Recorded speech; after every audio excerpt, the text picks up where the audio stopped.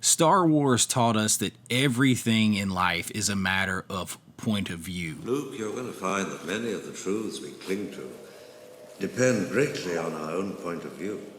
Your perspective.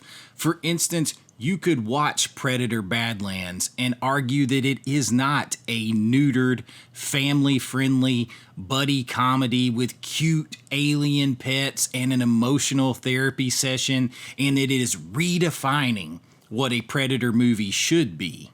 Or you could live in reality and realize that it is the Disney-fied death of a hunter, and it is a continued assault on the masculinity in movies, particularly in a movie that is the descendant of one of the most masculine and tightest, toughest action sci-fi horror scripts ever made with the original 1987 Predator.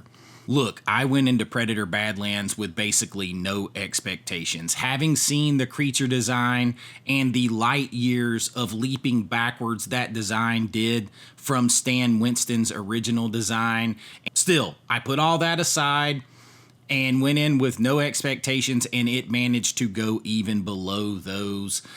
The very idea of telling a Predator story from the Predator's point of view already felt like a betrayal of what this character is supposed to be. This whole franchise, the creature, is supposed to be a terrifying, precise killing machine, and he is supposed to be all of that precisely because we do not completely understand them. But instead of doubling down on that primal fear of the predator, of being hunted and stalked by something you don't know, Badlands turns him into the galaxy's greatest self-help protagonist, seriously with daddy issues. And of course, his father is the example of toxic masculinity. And then what are we going to do? We're going to continue to turn it into a PG-13 buddy cop kind of comedy with a talking android best friend and a cuddly sidekick that ensures that you can sell some merchandise, some stuffies, some Funko Pops. And you end up getting a movie that feels much less like a Predator sequel and more like some sort of rejected Star Wars series spinoff that had its plot rewritten from the AI script generation and the focus group that originally created it. That's what this feels like. And now you have the film's defenders out here wanting to bring up numbers. Oh, it set a franchise record with $40 million in its opening weekend. Yay, the biggest Predator debut ever. Sure, but again, context and point of view matters. This movie is PG-13 purposely. That gets the ability to have more people come into the movie, and that has a gigantic box office advantage over the original R-rated film that actually had blood, suspense, and predators that acted like predators.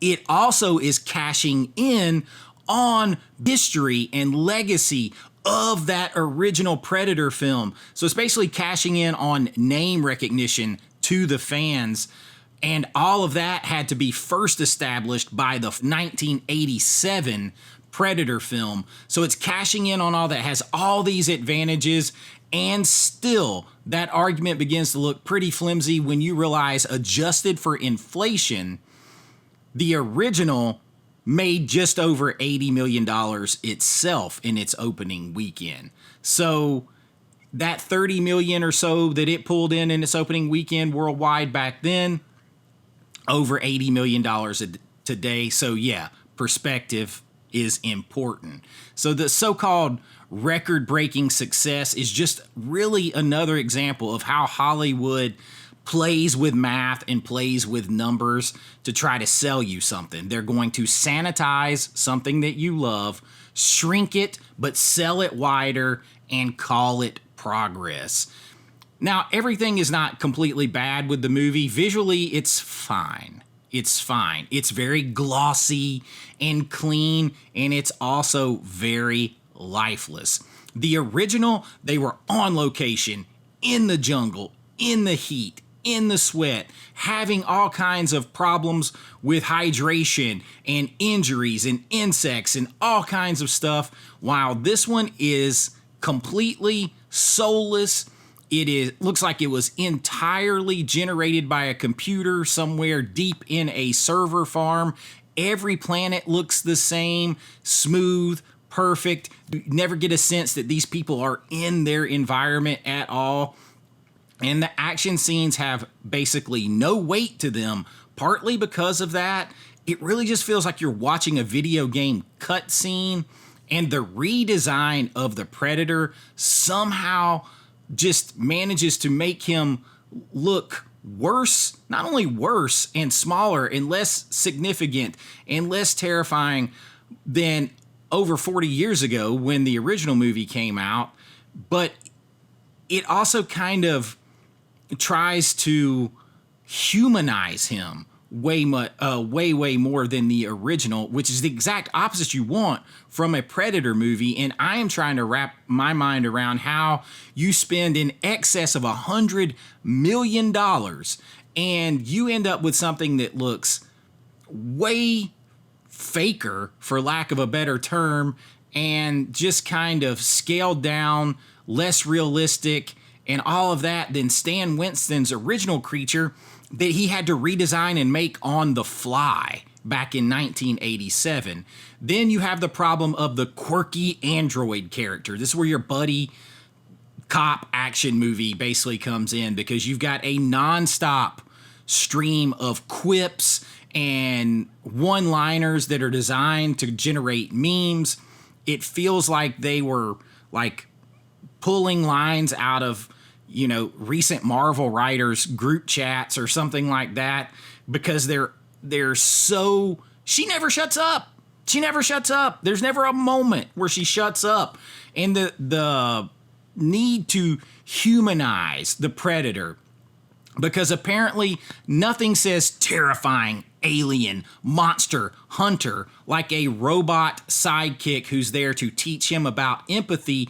And what's worse, you have some reviewers out here talking about a sort of foreshadowed or subtextual romantic relationship between this Predator and this android, which is just no, that's like some kind of weird like women's fiction that doesn't belong in here. Just, that is like, really? That's what you want? And that's the fundamental problem with this movie. Badlands isn't trying to scare you or thrill you or even make you feel an intensity. It wants to hug you and tell you that even intergalactic, just force of nature, monster trophy hunters just need a friend and a good cry and a hug. Like, that's what it feels like. It's the most aggressively inoffensive thing this franchise has ever produced. And that's exactly what you do not want from a Predator film. But I will say, if you took the name recognition of Predator away and you completely forgot that it was a Predator film and you pretended you were just watching some generic PG-13 space adventure with a few moments of adventure and a moral about teamwork and the patriarchy keeping you down if you're into that kind of thing, then you might have a decent time. But this is a Predator movie.